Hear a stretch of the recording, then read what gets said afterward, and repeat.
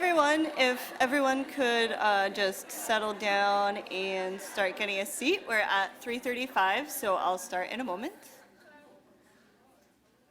Well, that quieted everyone down really quickly. All right. Thank you, everybody, for coming here. Welcome to the inaugural event of Women in Technology. And yeah, technology, it works, and it's not going to sleep. My name is Lisa Larson. I am a technology training consultant here at the Office of Information Technology, and I am co-chair of this group along with Marianne Moody, who is at the back of the room right now. Just a little bit about what we're here for. We are a university community that provides a forum for women to share experiences and resources in a supportive network. So we wanted to get together. We want to do some stuff to increase diversity. Special thanks right now today to the Campus Climate Committee for their support of the community. They helped us be able to put on this event today. And speaking of other folks who helped put on this event today, if other members of the executive team who have these handy dandy little special name cards could stand up. Those are all other folks who have helped put this event together today, so thank you, everybody.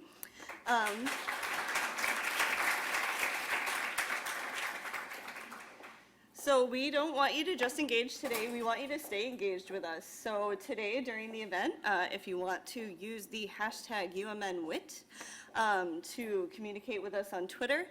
After the event, we are going to be sending you a survey that is going to encourage, that we'd like to encourage you to fill out so that it can help us let us know, like, did you like this? Should we do more stuff? Should we do things differently? And you can also join our Google group at z.umn.edu/joinwit. And we also have a website at wit.umn.edu. And if you didn't remember all of those things, I will repeat that information at the end of this event. So for now, I am actually pleased to introduce Associate CIO Brittany Lloyd. Brittany has been a leader in IT at UMN for 14 years and is a very strong proponent of women working and succeeding in STEM fields. And she is going to come up and introduce Nancy.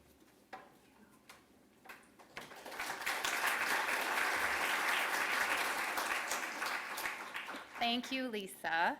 I am so proud and privileged to work with such an active and engaged community of women in IT here at the university. And I have heard we have some special guests from other places, so in this community, what an honor.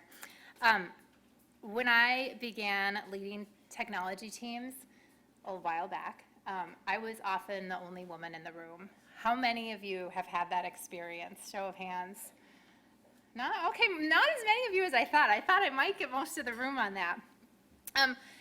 It has been so inspiring to see the room change and to see so many women active in this group.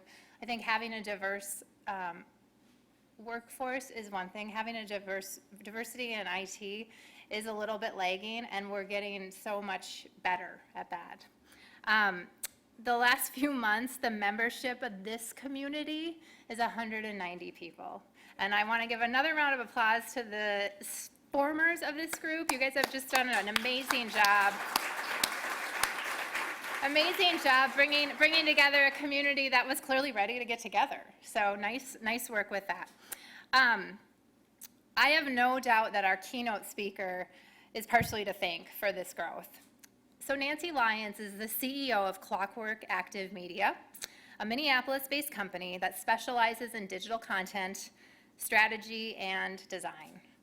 She's guided by a few simple but telling mottos.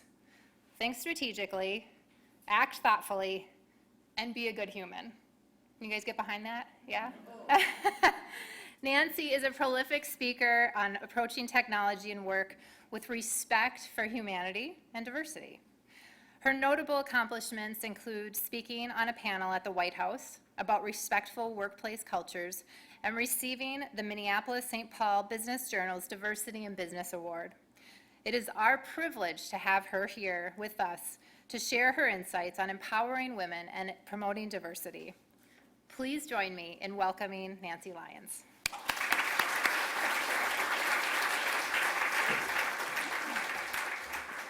Thank you. Hi, hello. Hello. Hello, ladies. I never say no to lady events. I don't. I never say no to lady events because, well, first of all, I live for the day when we don't have to have lady events, right? Is there a men in IT event shortly after this one? I don't think so. And I want to share something with all of you. Are there gentlemen in the audience? Gentlemen? Gentlemen? Oh, good. Huh, three? Three? Okay. All right. What are you doing? What are you guys doing here? I mean, inventive, for sure. Before I was here, I was at the doctor's office, and I told Eve I was going to share that with everybody. Because, ladies, I was at the doctor's office. Okay? You know how I'm feeling right now. Glad to be surrounded by my people. So anything could come out of my mouth. I was like, listen, Doc, I can appreciate everything you're trying to do right now. I have to go. They don't really care about your schedule, do they? I'm really grateful to be here. I'm grateful to know that there is an organization like this at the U. I am one of those people who spent the early parts of my career as the only female in most rooms. I was 7, let's be clear. I was 7, so I was also a prodigy. That was really rough.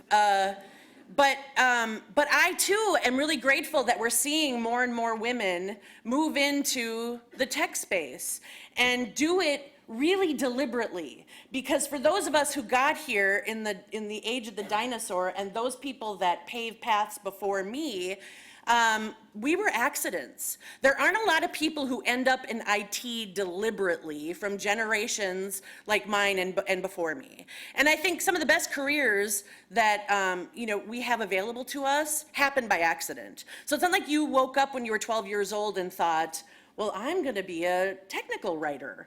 Who does that? Like, nobody. And I certainly didn't think that I was going to lead a technology company or that I was going to have opportunities to talk to people about how we can support each other better, how we can grow our communities, how we can be better professionals. I never thought that I would have these sorts of opportunities. I'm going to tell you a little bit about me. I was born in a crude log cabin. I'm just kidding.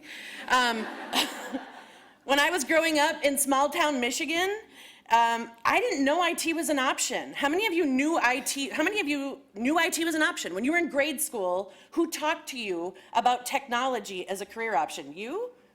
Really? Did you go to school at like Nassau? What? Are you you had a mom? Is that the only mom in the room? Is the only woman with a mom? And I think nobody talked to girls about computers. Am I wrong? I mean, some of you are very young and I could have given birth to you, and I resent you for it.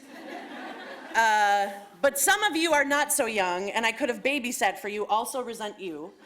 But when I was younger, computers were the things that the nerdy boys used, and now they're millionaires. But they were not the things that girls were encouraged to use.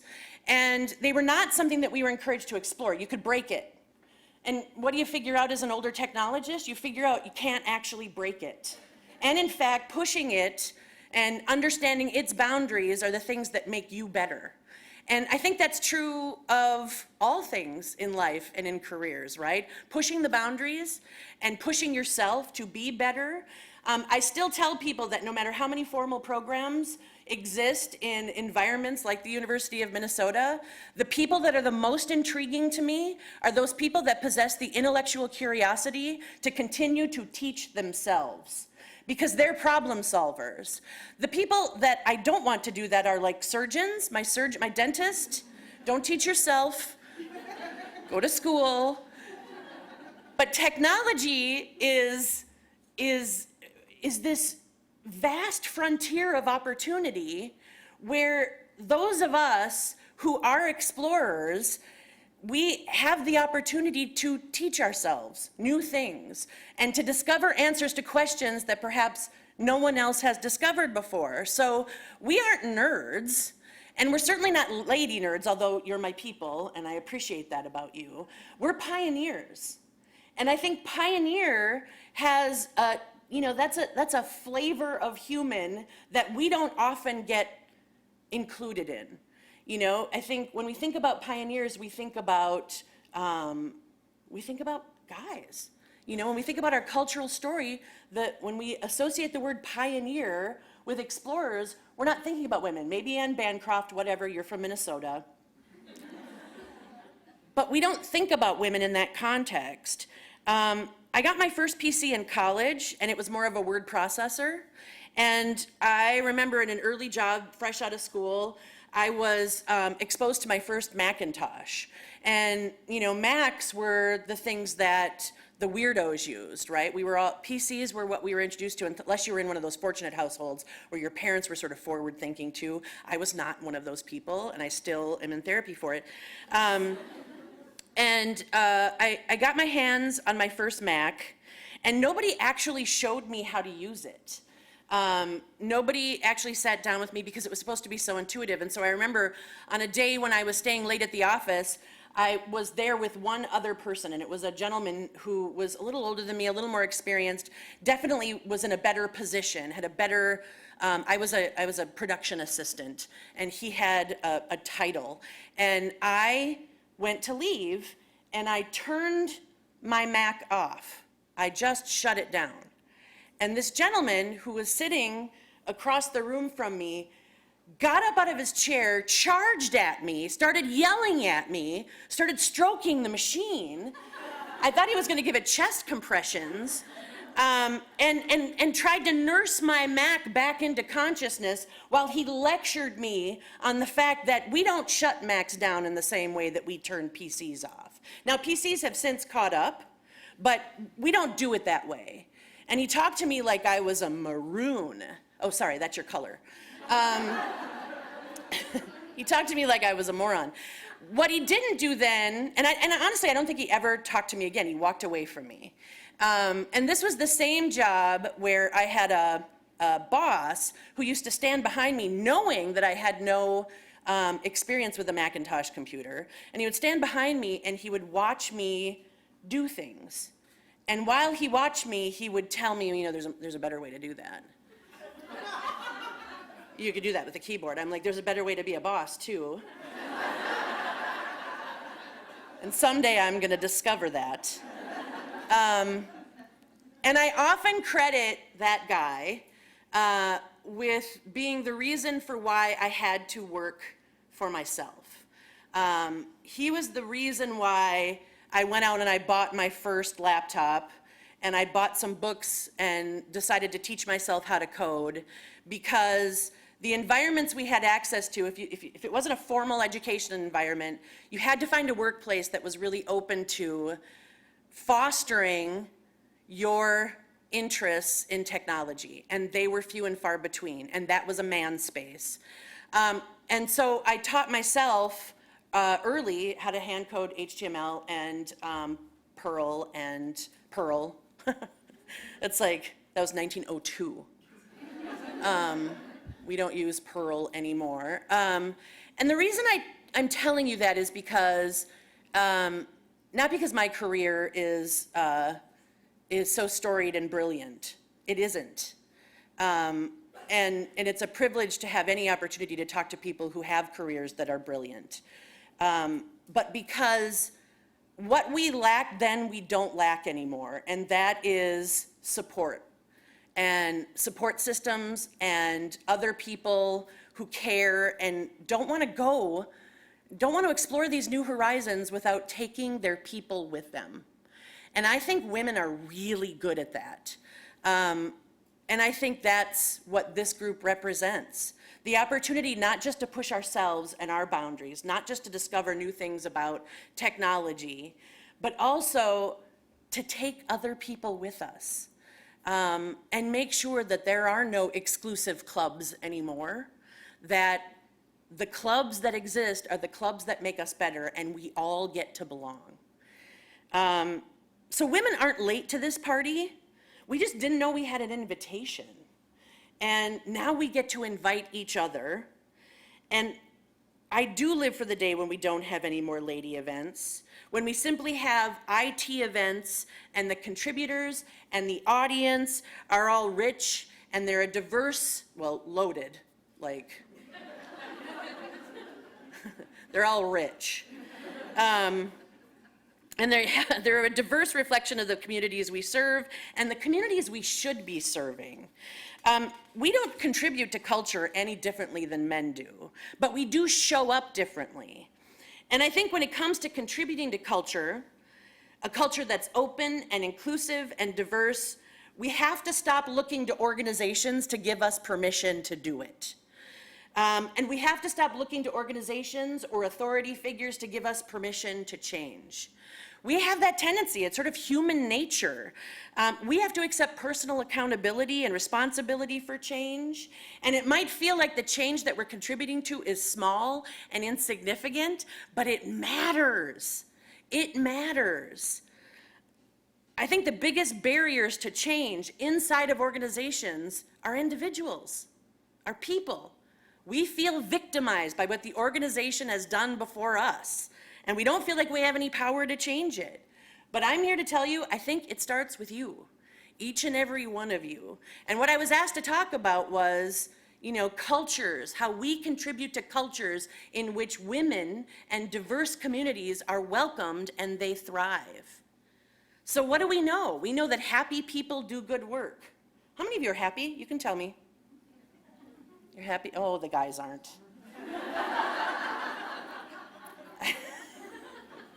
I'm sorry, gentlemen.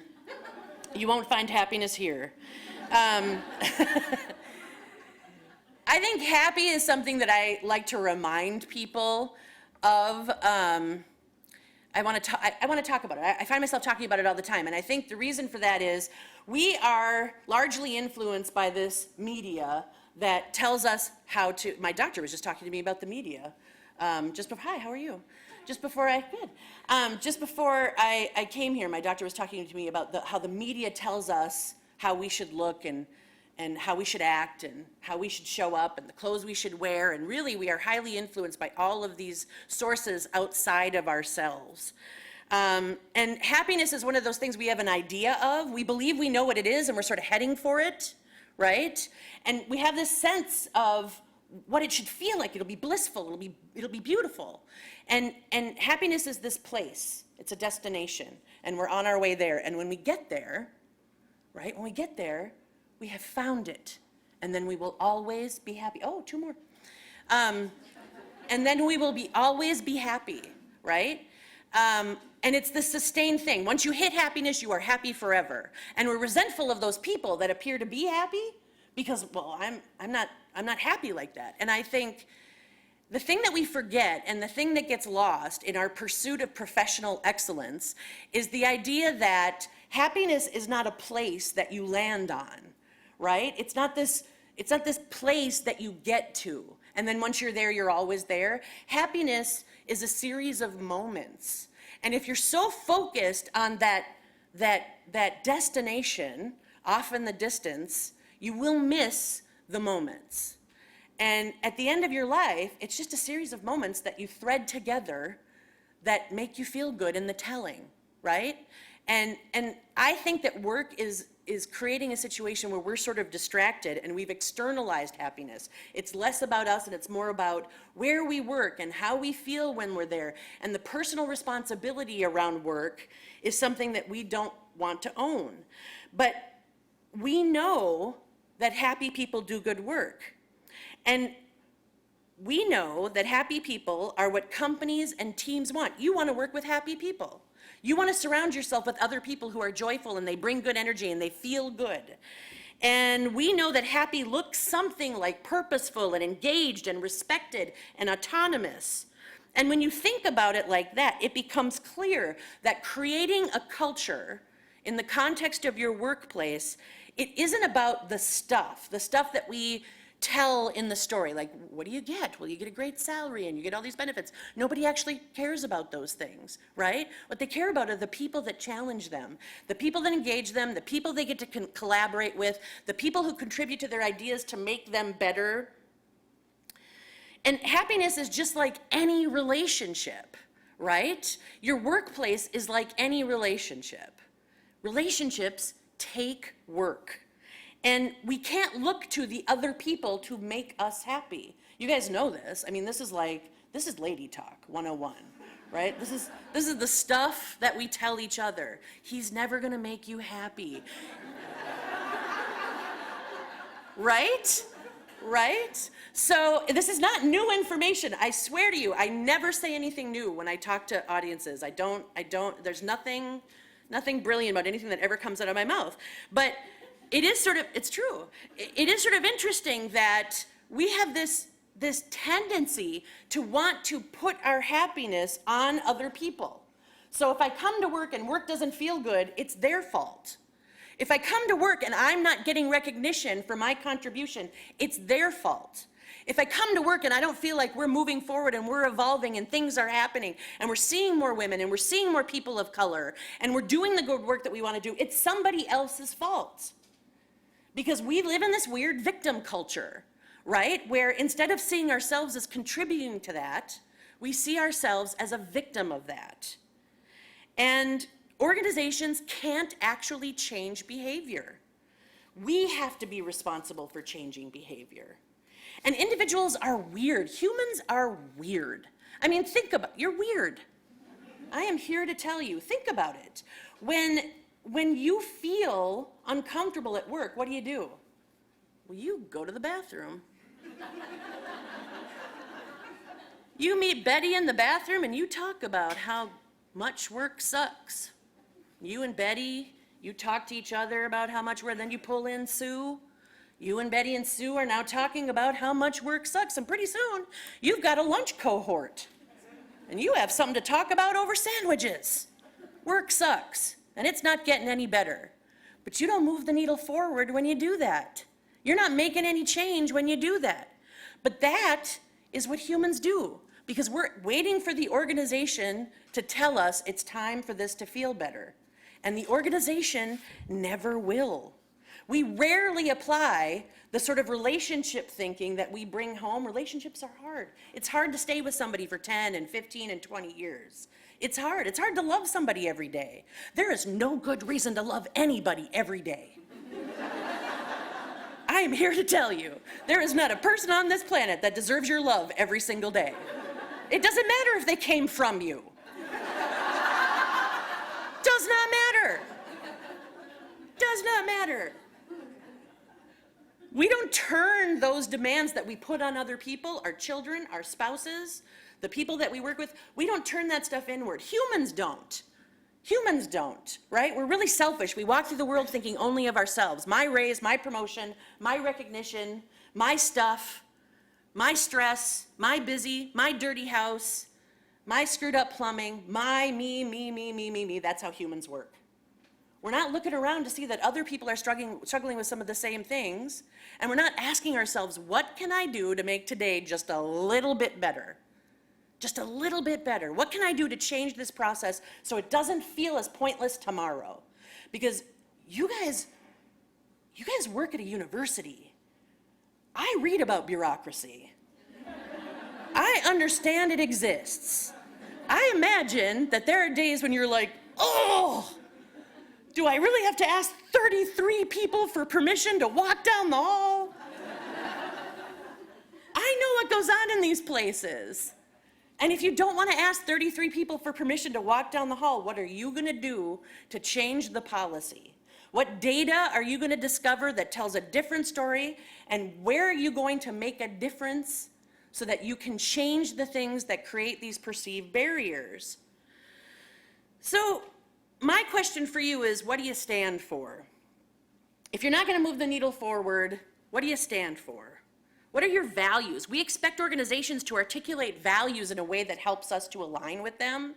Like, why are you here? Why do you work here? There's something about this place that resonated for you. Is it the other people? Is it the purpose in the department that you're in? Is it the mission? What do you stand for? Because we expect organizations to tell us what they stand for, but I think first you have to decide what you stand for.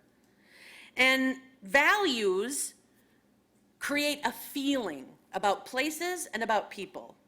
And we expect organizations to clearly articulate their values, but I don't think we make the same sort of demands of ourselves. And I think values are something that are really important because it helps you determine, like, who here are my allies? Who are the people here that resonate and make sense to me? Who are the people here that I connect with, that I can collaborate with, that I can do good work with? Values create a feeling not just about places, but about people. And one way to better understand this is not to understand what values are, but let's talk about what they are not. They are not just an exercise or a fairy tale. They're not aspirational. They're not static. They change. You evolve. Your values evolve. Who are you? How do you tell your story? How is that going to be different next year when you know more about yourself and the world around you and your place in the world? Values are not inaccessible. They're not lofty or unattainable. They're not just for leadership. They're for all of us. And I say this because one of the things that I encourage people to do all the time is sit down and tell your own story and start with what you stand for. Because what you stand for is how you're going to move through the world every day. Every day. People face choices every single day, and values are the guideposts that help them make the right ones. Values force us to make tough decisions and to live with them. Without values, what are we accountable to? Is this the boring part? You're all like, oh, yeah. Values shape emotional culture, and you want to know something that women are really good at? Creating emotional culture. And do you want to know why that's important? Because we were devoid of it for centuries.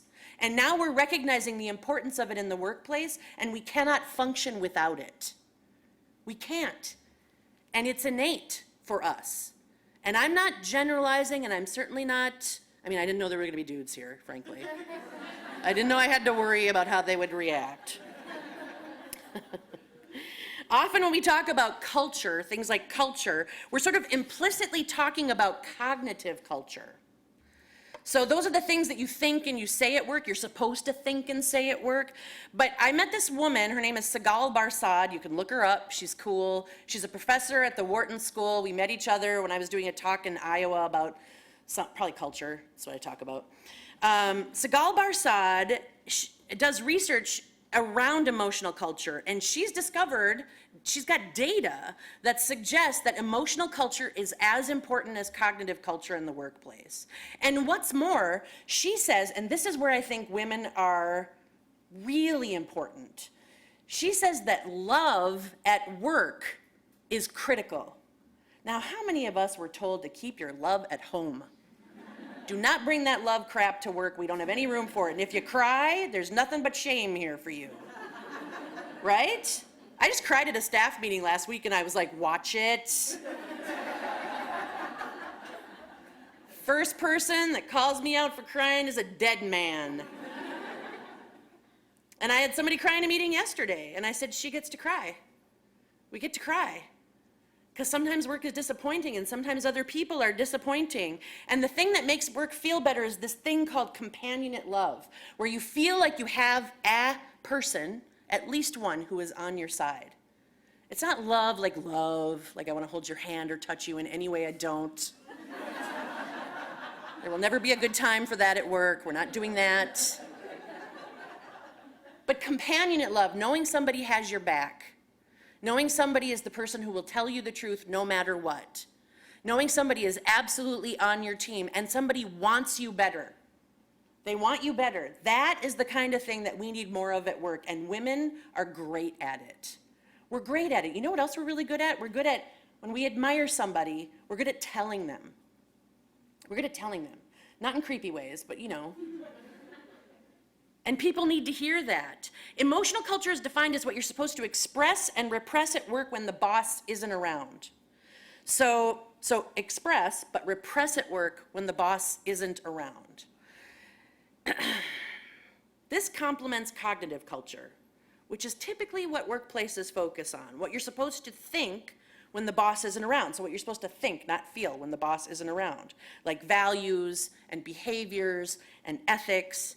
And a culture that empowers people to express themselves at work is more productive and more supportive than what we are used to. and what we believe is appropriate in the workplace.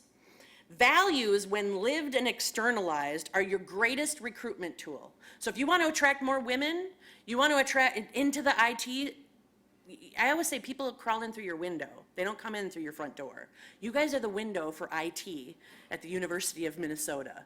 That's the truth. Nobody comes in through the front door anymore. They meet somebody that feels right to them. They meet somebody that makes sense to them.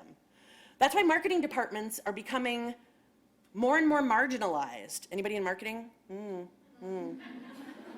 You're sort of in marketing? I love you. I do. But you know what I'm saying. What I'm saying is these are your marketing tools. These people, all of you are brand ambassadors. You're stewards for the organization. If you want more people that reflect your values, that reflect the things that feel good at work, if you want more people to show up and bring the kind of energy that excites you, that challenges you, that you learn from, be out in the world talking about where you work and why you work here and why it makes sense and why it challenges you and what you learn here, because that is the greatest recruitment tool that this organization will ever have. So values are those things that tell you who you are, and they give you ways to identify with the organization and the other people there. Values give individuals something to align with. How do I know who should be on my team? How do I know who I should collaborate with to solve this problem? How do I know who among us is solution focused? That's the thing that's missing in most organizations. It's really easy to point at what's broken.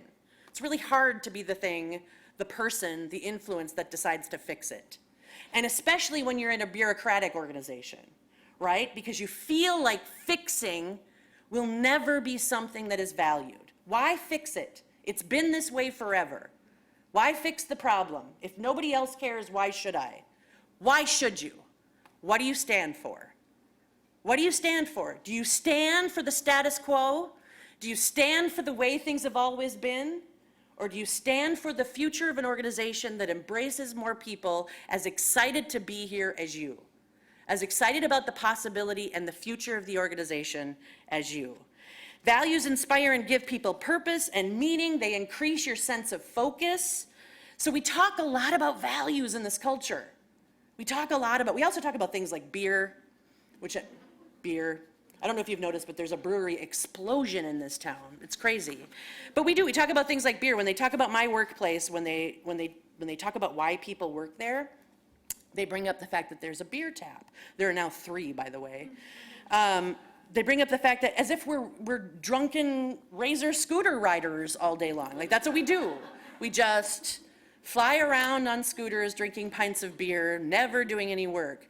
And I resent that because, and I like to remind people that the reason that we look at that and we marvel at it is because we lack the cultural vocabulary to talk about what matters to people.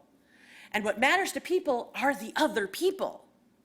That's what culture is. The reason that people choose you is because of you. You are the ambassadors for all the good that's happening in IT, in all of IT. I'm going for it. It's not ladies in IT, it's all of IT. So with solid shared values to point back to, you can address behavior that requires change and reward behavior that inspires good work. Values illuminate who fits and who doesn't. And really, I think when we talk about things like cultural fit, one of the things that we're learning at Clockwork is it's not about cultural fit, it's about cultural contribution. You know, people are weird. We want people to show up that look like us and act like us and keep us the same, because the same is comfortable. Except the same isn't better. And if we invite people into our organizations who are better, who push us, who may not be like us, who may not be the absolute right fit, but bring significant contribution, we start to see our organizations in different ways, and they get better. And I think individuals need to accept responsibility for their own complacency, their own lack of desire to want to get better. So they don't even see people as potentially contributing to making them better. They see them as what they are not, and they are not like them. We like to hang out with people that are like us, don't we? We do. We like to have people who share our opinions, share our politics, but that's not actually how the world works. We're not making products, we're not developing services, we're not working for people exactly like us. That's what diversity is, right? Diversity means we have to include people in the work that are a reflection of the people we're doing the work for, so that we have this very textured perspective of the communities that we serve. So values have tremendous potential, but we don't really talk about them very often. Your values are your mantra. They're your reason for showing up every single day. So if you do nothing tonight, nothing else, have a beer, because we're obsessed with beer, and articulate your personal values. Have you ever done that? Have you ever written some of you who have like done yeah, you've done it. Yeah, yes. But if you haven't actually pursued a PhD or written a thesis, you may not have taken a minute to sit down and really articulate in a clear way what you stand for. And sometimes it helps to remind yourself. And then what you want. What do you want? Because most of us have no idea. We're punching in and punching out. The organization has a vision.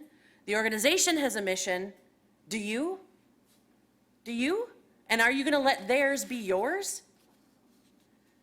So, fear drives so much of how we are in the world and who we are in the world and what happens in the workplace. We're afraid of losing our jobs. We're afraid of sounding stupid. We're afraid of looking stupid. And I will tell you, as a female, that is something that I think, I'm just only going to speak for myself, and just nod and smile if you feel me. That is something that I think females understand better than just about anybody. We understand the fear of looking like a dumbass. And in IT, I mean, there's nothing worse than the dude IT guy reminding you that you did it wrong. Right? I mean, the Saturday Night Live sketch, was that Jimmy Fallon? Was it Jimmy Fallon? Move. Was it him? We know that guy. Don't we know that guy? Just let me do it. If I can do it, I'll do it right. You're not going to do it right. And there's nothing worse than actually working in technology and knowing that guy. When I first started in technology, I was surrounded by young men who were younger than me, who knew more than I did. And instead of teaching me, they wanted to show me how well they could do it, how much better than me they could do it. So what's the lesson there? There's a huge opportunity to be teachers, not only to the people around us, but I also think how we see other people. Like, I don't think there's a day that goes by when I don't meet people that are teachers for me. And I think being open to that is something that women are pretty good at, because nobody told us we had to know everything. And I don't mean, this is a lady event, so of course I'm talking about women. And I apologize, gentlemen. But you're fine. White guys are fine. White guys are generally okay, so you don't actually need me to apologize. I just want to take care of feelings. Because I hate to generalize, and yet I don't see women going, you're wrong. I don't see women saying, actually, those men don't exist. I've never experienced them, because there's not a woman in this room who hasn't been talked down to because she expressed something differently than her counterpart might have. Not wrong, differently, right? There's not a one of us who hasn't been on the receiving end of condescension from people younger and older, mostly men. There's not a one of us who hasn't looked around for support and not found any. And you're it. You're it. The opportunity right now is to bring each other up, to be that support, to find those moments and fix them. You don't have to know everything. You just have to show up. You just have to show up. Most people are too scared to do that.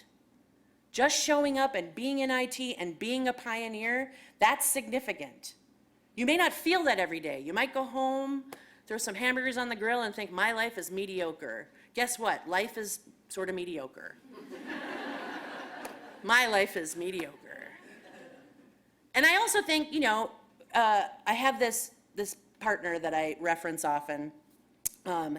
And she often reminds me of the things you have to give up to be truly free. And I like to share this with lady audiences because I think we're really hard on ourselves.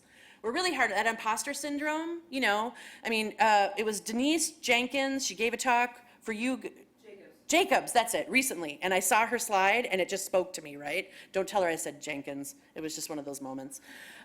You know, I'm a woman of a certain age. I don't know what the hell I'm gonna call any of you half the time. Anyway, Denise Jacobs had a slide that said, only competent people suffer from imposter syndrome. Take that in a second. Like, seriously sit with that. The reason you feel like you're not good enough is because you're probably good enough. And you're so hard on yourself, that you're suffering in the moment, and it's pointless. It's wasted energy. But the other thing that I think women do is we judge and we compare. And so my lovely partner often says to me, she has this quote that she uses from the Book of Runes, and she reminds me of it when I'm having an imposter syndrome day, whole day, maybe a week and a half, month, could be 30 days. 30 days of feeling lousy because of the things that I think I'm bad at. And it goes like this. In order to be truly free, we have to rid ourselves of 3 mental fetters: judging, comparing, and wondering why. Right? Because judging is that thing we all do when we want to feel better about ourselves. We go, I don't know why she's wearing those shoes. I would not wear those shoes. I wouldn't be caught dead in those shoes. And when we want to feel lousy about ourselves, we're like, she's so much better than me. She's awesome, and look at me over here. Nobody even sees me.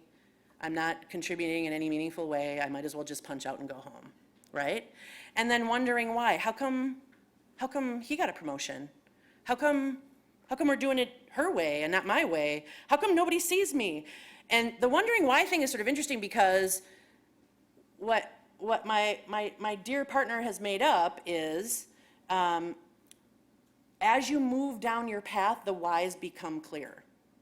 Now, I don't think this isn't an episode of Kung Fu, all right? I'm not trying to be like, you're not Grasshopper, and I'm not the sensei. I'm not trying to impart wisdom on you, but I do think that if we could figure out how to get in check our desire to judge others and compare ourselves to them, we would have better days and we would have less imposter syndrome. It's not about them, unless you're collaborating with them. And there's a lot of people sort of nodding like, oh God, I do that. Just nod vigorously, ladies. We know we all do it, and we have to stop. And we have to learn to work together and accept each other's differences in ways that enrich the work that we're doing. So once you start creating and defining your values, once you start having open conversations about the kinds of teams that you want to create, once you're really specific about how you see yourself fitting into the organization that you work for, once you stop judging, comparing, asking yourself why, once you start recognizing that humans are bad at communicating and we need to practice good communication often and always, like we're bad at it. How many of you are from Minnesota? You suck at communicating. I am not from Minnesota. My parents are from the East Coast, so my dad had no problem saying, are you gonna wear that? Because that is awful. And what's that thing on your face? Like, my dad had no problem being absolutely direct. That's how I was raised. And so I'm like a complete weirdo here. But in IT, you know, one of the lessons that I learned a long time ago is technology creates tension. Because there's the people that understand computers and the people that don't. I'm assuming most of you do. I'm just going out on a limb. And the people that don't are terrified of you. Because computers are like code, computers, technology, that's this binding language of the future. And if you're not on board and you don't get that, you are one of the left behind. And that makes you insecure, and it makes you suspicious, and it makes you terrified, and it makes you terrifying. So leading every conversation with some empathy is of critical importance so that you aren't the guy who says, move. I know this, you're dumb. That's the implication with move, right? What he's not saying, the subtext is, you're an idiot. I am not. Move over, I'm going to do it for you. Like, empathy is one of the most important things you can bring to work with you every single day, especially working in the tech space. Because understanding how scared everybody else is of what you know and they don't is so important.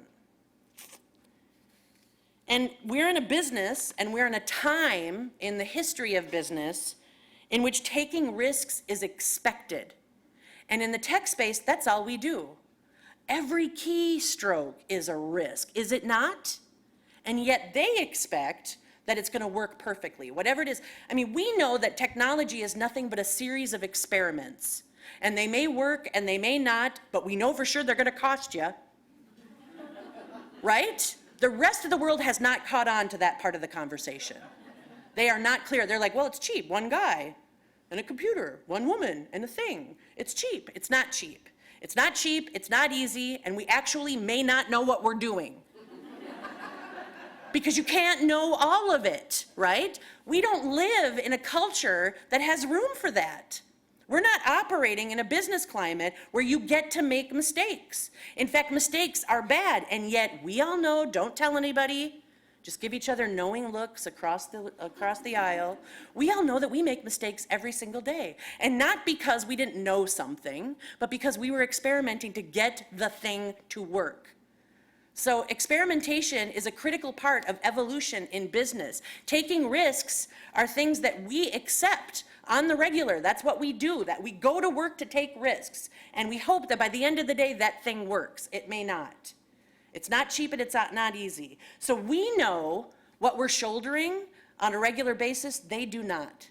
Taking time to talk to them in a way that connects with them, in a language that's accessible to them, is really important, but also bringing them with you. Bringing them with you because we are all teachers. If you don't know something or you want an answer to a question, I think talking about it and being vulnerable is really important. We also, what sort of goes hand in hand with risks? I think the idea that we are bad at being vulnerable. Women, I think, are decent at it. We've been told not to do it. Don't go there. We've been trained that vulnerability has no place at work. And yet I think vulnerability is where we make connections and where we get better. So being vulnerable at work helps us be better technologists. I think saying I don't know something is a hard thing to do at work. Work isn't a place where we've been given permission to say I don't know, but I'm going to find the right answer, but that actually makes you better in the workplace. And everything is easier when you're on a team where people care about each other and care about the end goal. So seeing other people as them instead of us is never a good way to go to work. And I think us and them environments at work is something that has become commonplace. There's us and the administration, there's us and the people down the hall, there's us and the people with the better budgets, there's us and the people with the better bathroom. It's always us and them. Except we don't have time for us and them anymore. The world is passing us. Have you noticed? Like, I just said this recently, so I feel like I'm being redundant, but you didn't hear it, so what do you care? I feel like we've gone through all of this enormous evolution in the last 15 years. Think about it. I did a talk at How Design Live a couple of weeks ago, and I talked about the evolution of creativity and how, 1,000 years ago, there were cave drawings, right? And then like 1,000 or 2,000 or 3,000 years later, there was, like hieroglyphics or whatever. I don't know what the hell I'm talking about, but you're following the timeline, right? I had it in slides. It was a beautiful thing. But follow me. And then hundreds and hundreds of years later, maybe thousands of years later, the Chinese invented paper. And then a couple of thousand years later, somebody, or 3,000 or 4,000 years later, somebody invented the printing press. You see, my timeline is skewed, but you know where I'm going, right? So thousands of years of evolution. And then in the 80s, we started, in the 60s, academia was connecting computers to each other. And then in the 80s, people started actually using those computers to share data. And then in the 90s, that went mainstream. And 15 years ago is when most of us got our own PCs, got our own laptops, hooked up to the commercial internet and started talking to each other. 15 years ago, technology changed to change everything about how we communicate, how we connect, how we fall in love. I mean, think about it. This is how we fall in love now, people.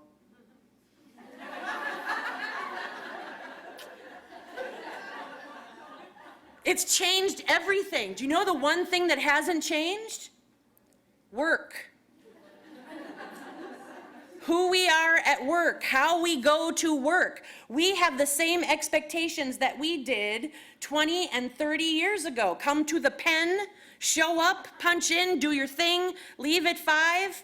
Except how many of you actually leave at 5? You don't. And how many of you have your whole identities tied into what you do? When people ask you how you are, how often do you talk about work? Always. Always. Because being busy means you're important. We don't talk about our emotional bodies. We don't talk about how we are really. We talk about work. And so why is it that we are unable to change how work feels 15 years into a revolution that is changing everything else about how we live, how we exist on this planet? Why is it that we can't change work? It's because of us. It's because of us. Because even as we make some of these changes, even at Clockwork, you know, when we do flexible work time and we do like untracked vacation, which everybody thinks is crazy, like, isn't everybody gone all the time? No, that's not actually a business. If people are gone all the time, we don't actually exist.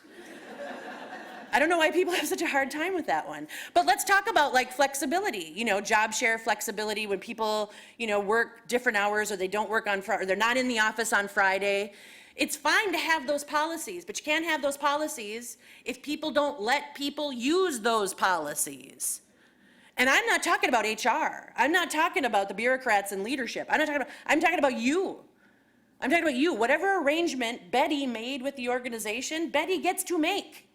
And you sitting there going, where the hell is Betty?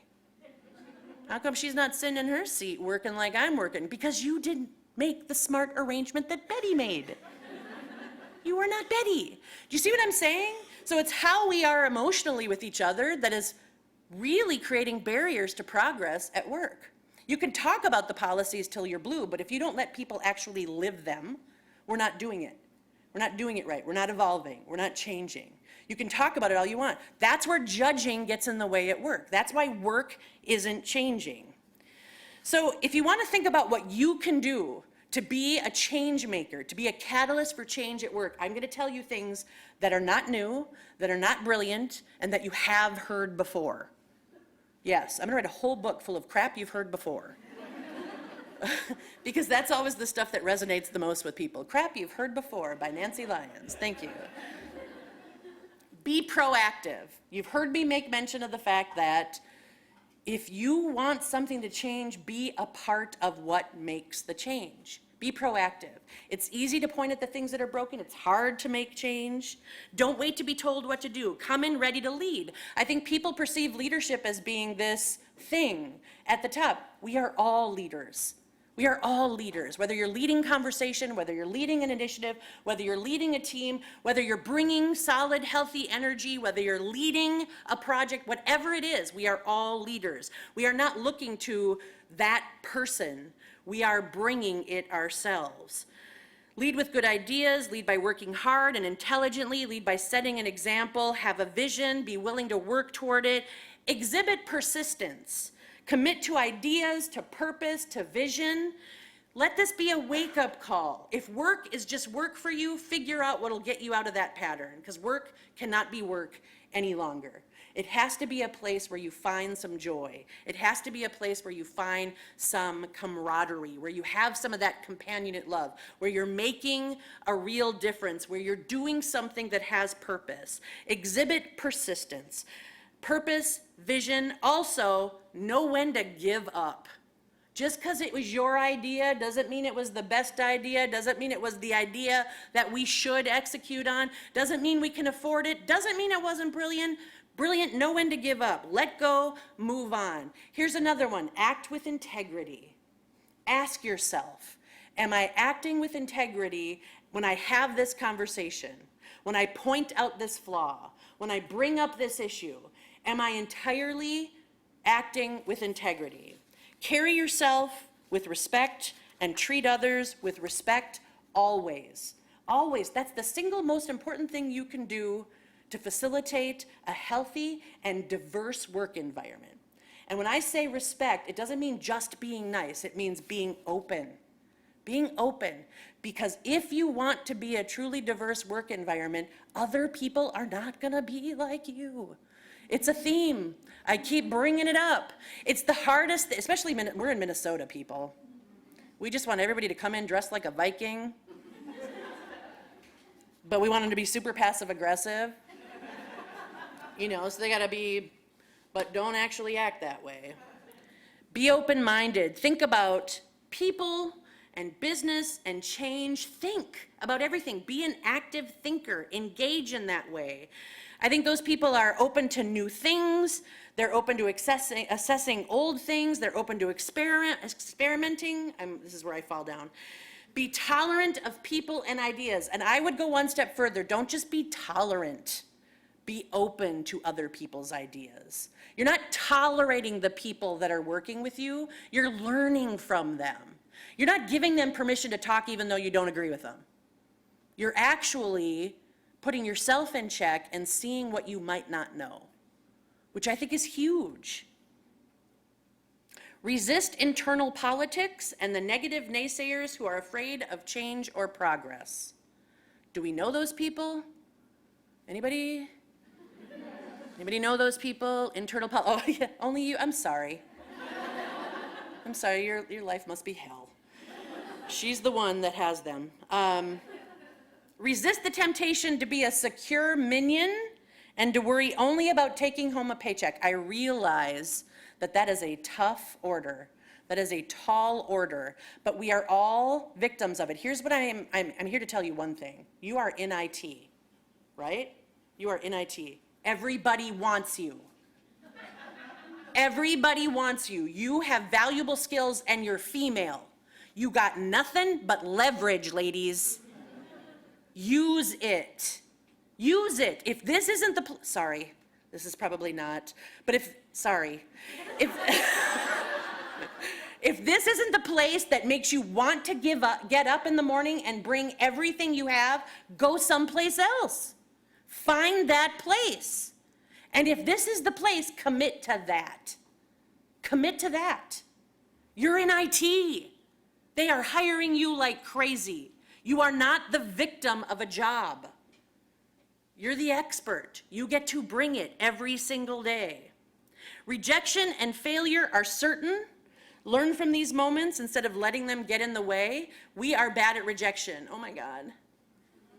Oh my God. We're so bad at it, aren't we? The other thing that I think we're really bad at is, do you think she doesn't like me? I think she might not like me. Oh no. Who cares? Who cares? Do you want to know how many other people there are in the world to like you? Some of you might not like me now. I don't care. I'm gonna go have some grapes and some happy conversation with the people I know. I don't care if you don't like me. You want to know why? Because life's too short to spend your time worrying about what you might have done to make so-and-so not like you. And people aren't going to like you. Oh, well, our parents did us a disservice when they said, you're a girl and everybody has to like you. So behave. Behave. Because if you don't behave, you might not be liked. Who cares? What are they going to do? Fire you? Newsflash, you're in IT. Sorry, by the way. Nice, I appreciate the intro. God bless you, or whatever you're into.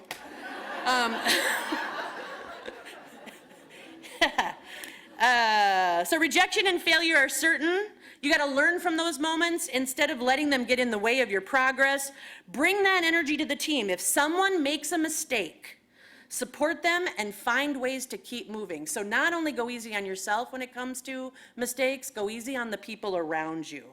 Take feedback emotionally and do something with it. We are bad at taking feedback. Oh my God, does that mean you don't like me? Wait, you didn't like the way I did that? Does that mean you don't? No, hug it out. That's the thing. That's the thing that men have over on us. And I'm sure a lot of you live with men and you have observed this behavior in the wild. I have also observed this behavior in the wild. I don't let them come to my house, but I have observed it. And that is, men can say, you're a jackass. You're a jackass too. Let's go have a beer. All right. They have these full-blown fights. They're like, let's go have a beer. Okay, do you know what women do? I am not talking to you. I'm not looking at you. You are dead to me. Women do that. They hold grudges. I'm going to sabotage everything that comes out of her mouth. You're going to do it with me. She's an idiot. Let's prove it. How is that advancing the cause? It's not. You don't even make yourself look good. Also, she's afraid of me right now. Because she's thinking, well, if you do that to her, are you going to do that to me? And you know what? Here's the thing. If we want more diverse cultures for women, if we want more welcoming, diverse opportunities for women, it starts with us. It starts with us. And to deny that that stuff happens is lying. Straight up lying. It happens. Do you want to know how I know? I am, in fact, female. I have been around us for a long, long time. We do it. We must stop doing it. Also, don't fake it. Don't fake anything. Don't fake anything. That whole fake it till you make it, sit there, learn things. You're not actually faking it, you're learning. There's a big difference. Do what needs to be done. Women are really good at that. Our egos don't lead most of the time. So if you need to empty the garbage, we empty the garbage. You need to clean that up over there, you clean it up over there. You want me to jump in on this project? The drop of a hat, I'm going to jump in on that project. Take ownership. Take ownership. Own it. Do it like you own it, because you do. You do. Your reputation is here. Your reputation is in this job. How they tell your story when you leave, that's your reputation. That's everything. Treat the company, its reputation, and its future. Treat the organization, its reputation, and its future like it's your own, because it is. Your resume is your story. How you tell your story is your deal, right? That's everything. Your reputation is everything. Because you know what they're going to do? If you leave here and you go someplace else, the first thing everybody's going to do is Google you. And if you don't tell your story and you aren't exactly who you say you are, they will figure it out. So treat the company as if it's your own. Value being well-respected and being part of a well-respected organization, and understand that you are accountable for that. Don't hog the spotlight or the idea. Nothing, absolutely nothing happens because of just one person. Steve Jobs made it look that way. He was a fibber. Steve Jobs did nothing on his own except maybe be mean to people. From what, I mean, we all read the book, you know.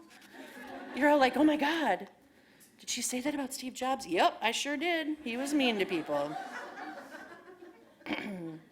Have your eyes on your goals, but stay aware of what's happening around you. Nobody else is going to help you advance your career. That's your job. Nobody else is going to help you. Now, if you want help, ask for it. Advocate for the career path that you want. Find a mentor. They're everywhere. They're everywhere. You don't believe that because you're too afraid to ask. Not me, by the way. Pinpoint, because whenever I say this, 68 people ask me to be their mentor, and I'm like, dear God, I don't think I can do that. Let's just build an ark. And but Myrna's here, so if you need a mentor, Myrna's here. I'm just kidding, Myrna. No, she's like, hell no. Seriously, find the mentor that you want and ask them. That's the other thing women are bad at. Do you know what? Men will go up to Steve Jobs, dead or alive, and ask him to be their mentor. And women will convince themselves of all the reasons they aren't good enough to approach that really senior leader and ask them to be their mentor. Do you want to know the best thing that you can do for yourself is find a mentor who is very, very, very high up in an organization. Because It is true. Who you know matters. It's absolutely true.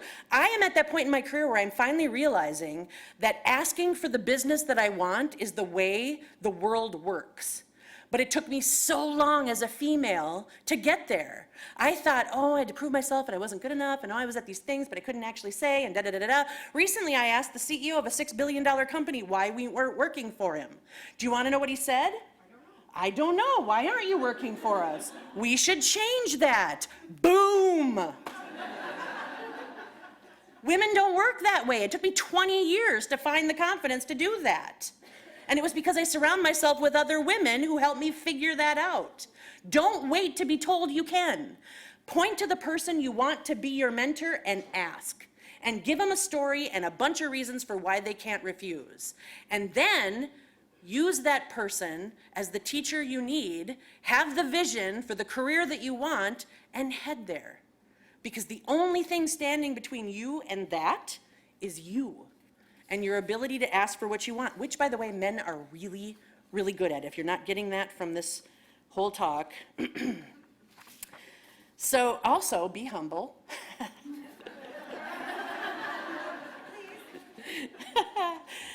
But I think there's a big difference between being a jerk and having some humility, right? We all know jerks. We don't actually care about their success.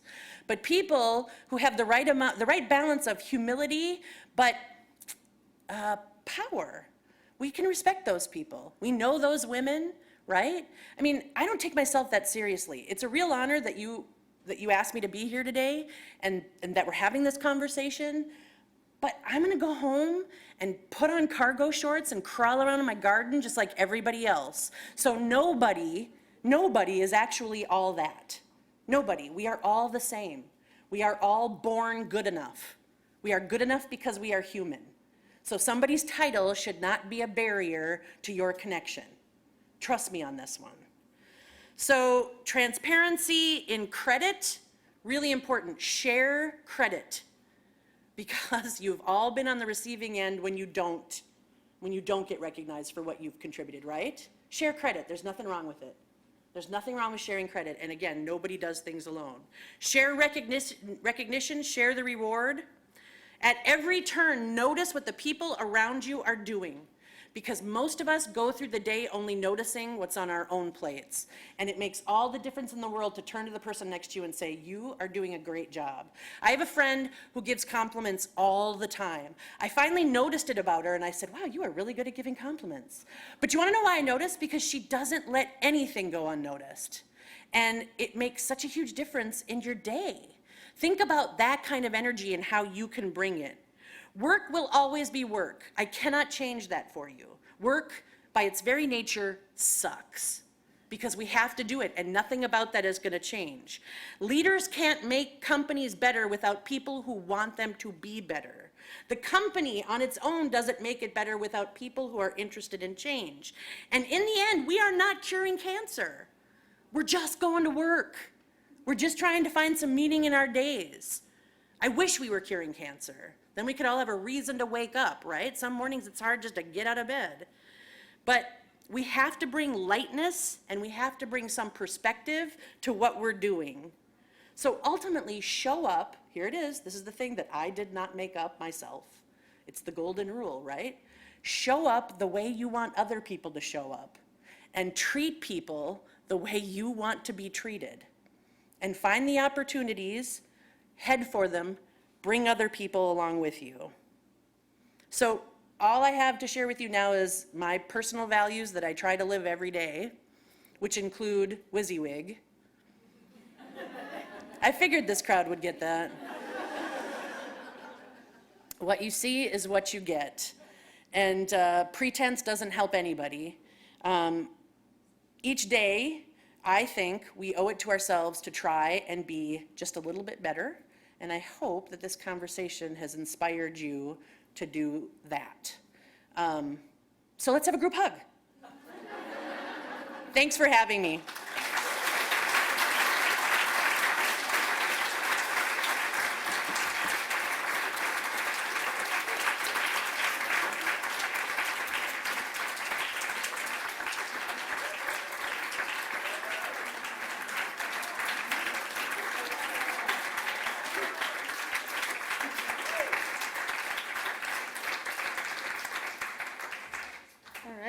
thank you very much, Nancy Lyons.